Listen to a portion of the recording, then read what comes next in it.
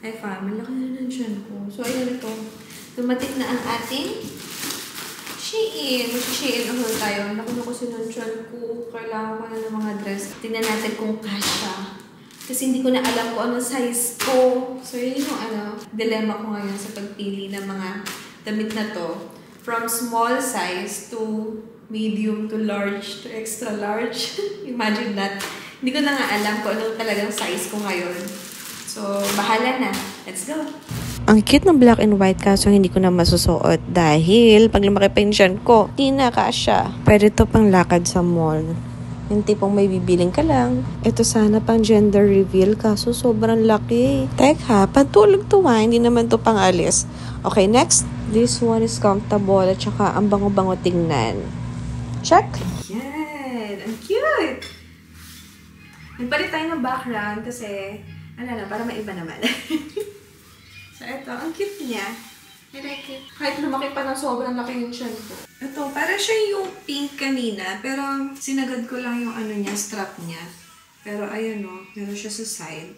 Hindi ako fan ng tali Ayoko magtali-tali. Parang gusto ko lang comfortable. Ganun. So, ito yung isa. Hindi ko share ng bed kasi dami extra tela sa side na. Okay sana siya. Kaso, napansin ko is masyadong malalim ito.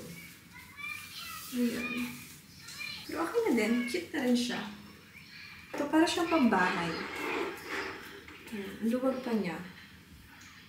So, cute niya. Parang pabebe na sa shawl. Ayan, may puff sleeve. Simple lang siya. Well, cute na rin. Parang hindi ganun ka agaw attention. Parang minimalist lang. Hindi ko lang ganun kagusto yung tali niya. Alam ko magka-taekwondo. Okay lang. Parang hindi ko siya ganun ka-bet. Parang not my style. Pero comfortable siya. Comfy. Wow! I like it! Kasi hindi ko parang sobrahan yung pagka-puff. Kami ni V. Do you like my dress? Ito may space pa para sa twins. So, perfect siya. I like the puff sleeve and ito, hindi ganun kakita yung cleavage. At hindi sobrang haba. Hindi ko maapakan yung damit. Nice.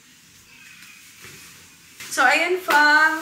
Sana nag-enjoy kayo sa ating Shein haul. Actually, pinag-iisipan ko nga kung bibili pa ako ng mga damit. Dahil 2 months na lang, nanganganak na rin naman na ako. So, parang inisip ko sayang. Pero, feeling ko naman, magagamit ko pa rin siya kahit after ko manganak. Kaya, pipiliin lang natin yung mga talagang magagamit. Kasi yung mga damit ko talaga masisikip na. This one, I like it.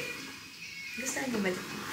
Ayan, suot ko na nga siya Pero papalaban muna natin. Tayo ay magsa 7 months na, fam. Nakakatuwa. 2 months to go. Manganganak no. Grabe, fam. Sabay-sabay tayo dun sa pregnancy journey ko, no? Nakakatuwa naman kasi kasama pa rin namin kayo hanggang ngayon. Nakakatawa ng puso. Thank you so much, fam. Love you. Bye! Nga pala, pag may naisip kayo na prank na pwede natin gawin kay Daddy, comment down below. Kasi gusto ko yung mga yan. Magbigay na kayo ng idea. Tapos, tignan natin.